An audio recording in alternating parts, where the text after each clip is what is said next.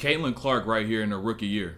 This player reminds me a lot of young Steph, right? Really around 2013, 2010, that type of Steph. Because notice what she's going to do. Gives the ball up, runs down, and even after she gets down, she gets pushed off her screen, right? She was supposed to set a cross screen for Aaliyah Boston so she could get to that elbow. No physicality, right? No real strength, no tenacity. Gets pushed right off that screen. So, right? Gets there, not physical enough, not embracing contact, not seeking contact. And then now even when she gets up to then get the ball once again, little bit of contact, but then she ends up catching about 5 feet behind the line. Now she can hit a shot from that far. Don't get it twisted.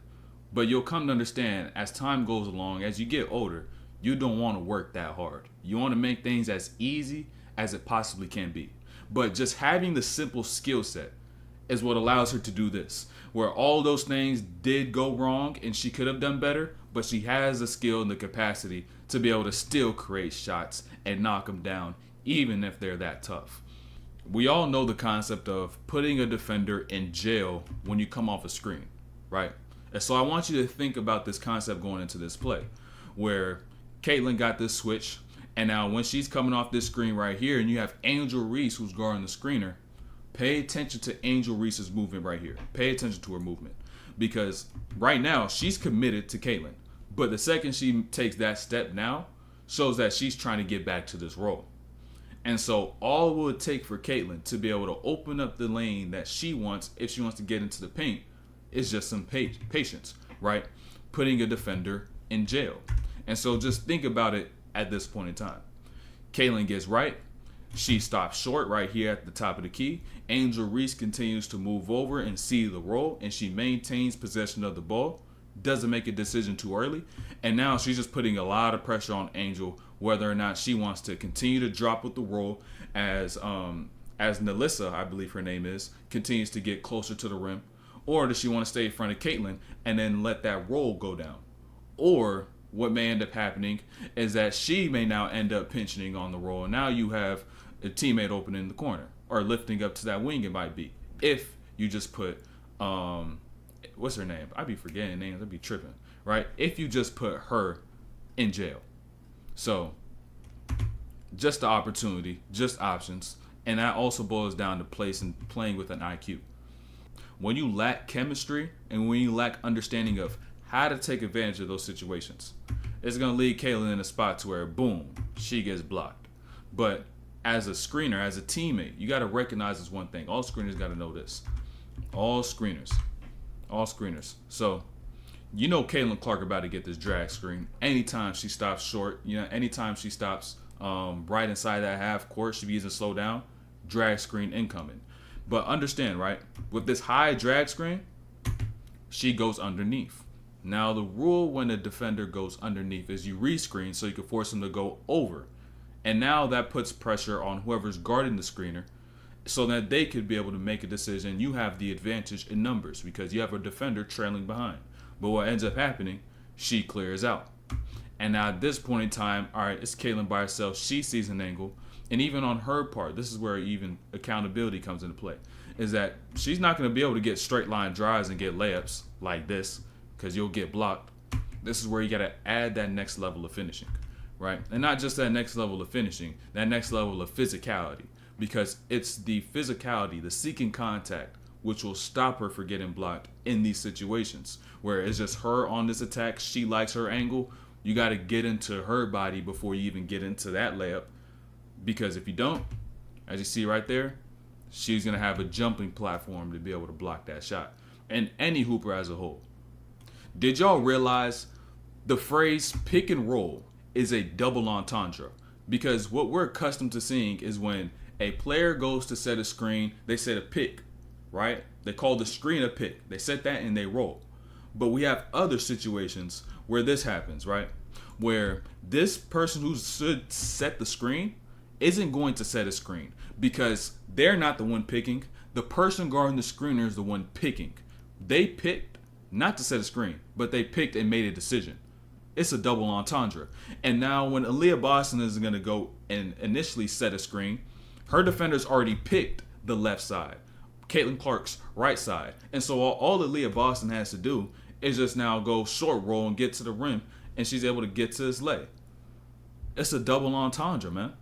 Playing with pace within plays is probably one of the most overlooked things in all of basketball. Because when you play with pace, and you just slow down, you allow you to do exactly what you should do. It's going to make everything easier for everybody. So watch Caitlin Clark, right? As she goes down and she's going to go and set this cross screen from the corner, her teammate is already leaving. And so Caitlin is unable to find Angel and actually set a real screen. And so essentially that part of the play is just fluff at that point. It's dummy action. But in reality, you could catch a team lacking and get an easy 2 points. Or in a situation like this, even if you don't get this 2 points right here from this flex, right? Kennedy may realize, she steps in, you swing that to the corner, boom, shot, 3. Easy offense. And you haven't even ran your full play. You haven't run the full play yet. So you could come back down again, run that play again, and then you could be able to get something else at the top. And then you could really run that play 3 times if it is successful on that second go, right? Or even if it's not, you just still get a high quality look. You could keep running it again because if it ain't broke, don't fix it. But regardless of the fact of that, this is where Caitlin Clark's just high level play IQ comes in, right?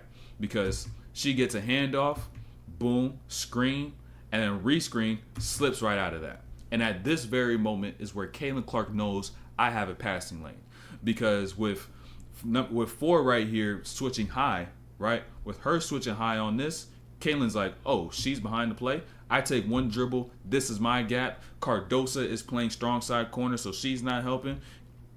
Carter down here at the rim. Boom. And she smokes it. High quality look. High quality look.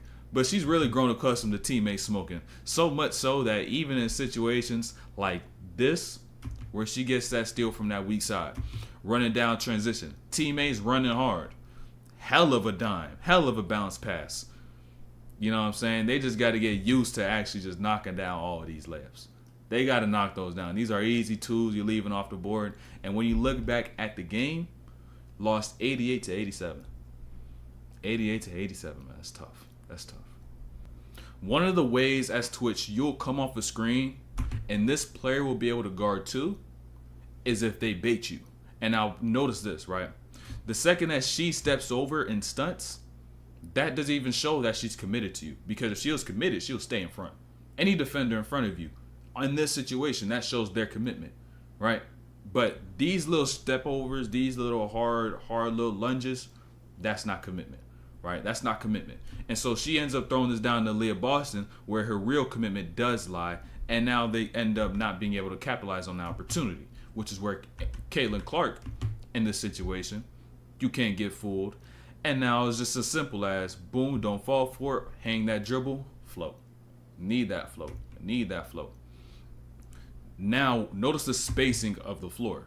You got Angel Reese on the left side corner, and now she's going to be the one to tag on the Leah Boston's role.